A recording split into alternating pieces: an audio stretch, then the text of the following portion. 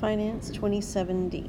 An organization wants to invest some money in an account earning 4% interest compounded quarterly.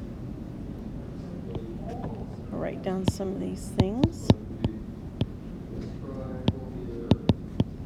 With a goal to have $50,000. So that sounds like a future amount, okay? In 8 years. How much should be invested in the account? They didn't say how much we should invest each month. They didn't even say how much should be invested each quarter. They just said how much should be invested in the account. That is a one-time thing, okay?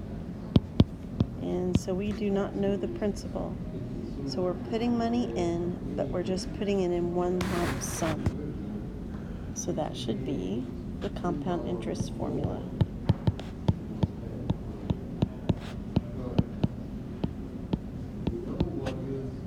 Okay, so we want $50,000.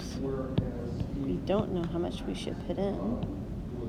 So P times 1 plus 0.04 divided by 4 raised to the N times T. 4 times 8 gives us 32. All right, so we are going to figure out how much this is. And then we are going to divide this $5,000 divided by this amount. And so we get P is $36,365.21.